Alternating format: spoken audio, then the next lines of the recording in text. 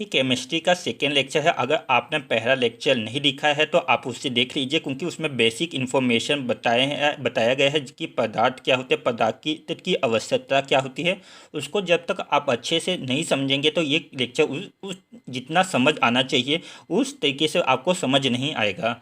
तो स्टार्ट करते हैं आज के लेक्चर से। तो आज के लेक्चर में हम तत्व यौगिक मिश्रण पर चर्चा करेंगे, जिसमें हमारा मेन फोकस होगा कि तत्व क्या होते हैं और इस तत्व के का वर्गीकरण देखेंगे, और इस वर्गीकरण में हम धातु अधातु पर भी चर्चा करेंगे। तो स्टार्ट करते हैं। तत्व तत्व एक ही प्रकार के परमाणु से मिलकर बना होता है। एक ही प्रकार के केवल परमाणु होते हैं तत्वों में, और वही यौगिक में क्या होता है, दो या दो से अधिक परमाणु से मिलकर बना हो सकता है, जिसको हम इस तरीके से भी बोल सकते हैं कि दो या दो से अधिक तत्वों का निश्चित अनुपात को यौगिक कहते हैं।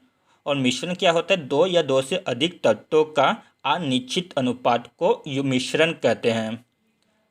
तो तत्वों की संख्या प्राकृतिक में कितनी है, तो प्राकृतिक में तत्वों की संख्या 98 है, जिसमें हमारे अवर सारणी में कुल तत्वों की संख्या, कुल इलामेंट 118 है, जिसमें 20 कृत्रिम है और 98 नेचुरल में प्रेजेंट हैं। यानी प्राकृतिक में तत्वों की संख्या 98 है और टोटल 118 है, जिसमें से 20 कृत्रिम या मानव निर्मित ये इलामेंट है। अब तत्वों का वर्गीकरण देखते हैं। तो तत्वों के वर्गीकरण मुख्यतः धातु, अधातु और उपधातु के आधार पर किया जा सकता है, जिसमें हम आज के लेक्चर में केवल धातु के बारे में पढ़ेंगे। इसके बाद हम अधातु उपधातु पर भी चर्चा करेंगे, और फिर इन तीनों में क्या डिफरेंस होते हैं उस पर भी हम चर्चा करेंगे। तो स्टार्ट करते हैं धातु से। धातु वे तत्व होते हैं कि जो सरलता से इलेक्ट्रॉन त्याग देते हैं और धन आयन बनाते हैं।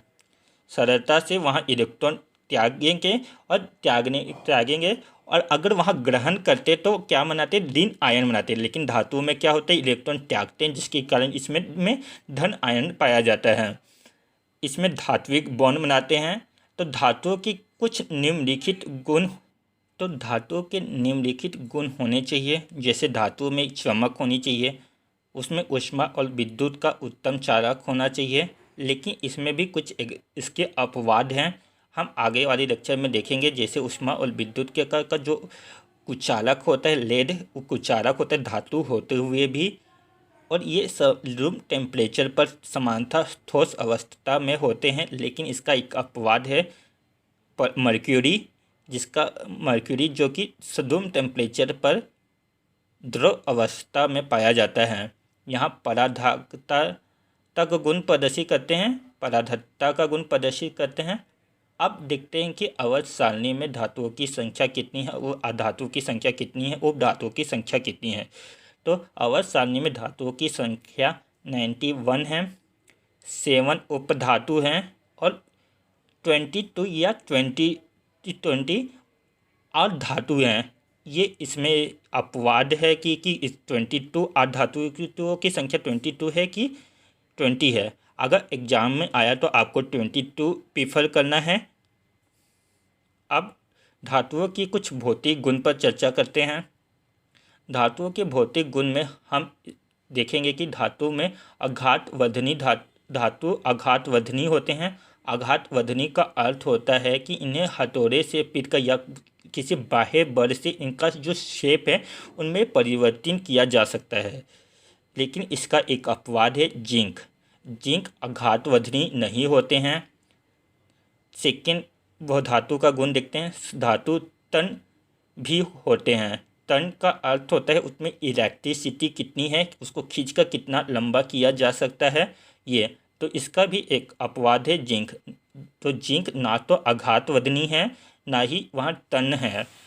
अर्थात ये दोनों गुण ना होते हुए भी जिंक धातु की श्रेणी में रखा जाता है। ये क्यों रखा जाता है, जब जिंक के बारे में पढ़ेंगे तब मैं वहाँ पर बताऊंगा कि इसमें ऐसे क्या गुण है जो कि इसको धातु की श्रेणी में रखा गया है।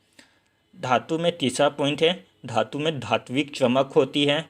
धातुओं का घनत्व उच्च होता है, और यहाँ ऊष्मा और विद्युत के सुचालक होते हैं, जिसका अपवाद मैंने ऑलरेडी बता दिया है, लेड इसका अपवाद है।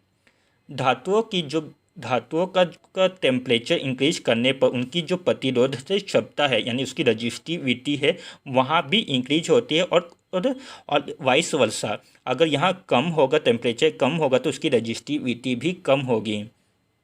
धातु में धातुएं इलेक्ट्रॉन डाटा होती है। धातु में लगभग सभी जो उनके गुण होते हैं उनके परमाणु संख्या के आवर्ती फलन होते हैं।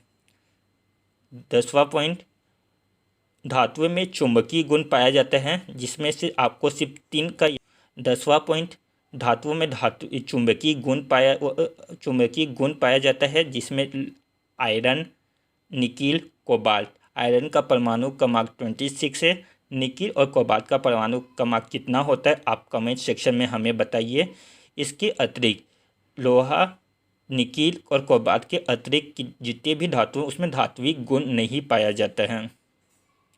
अब देख नेक्स्ट क्लास में हम सोडियम धातु, अन्य धातुओं पर चर्चा करेंगे। तो आज के लिए इतना ही बस।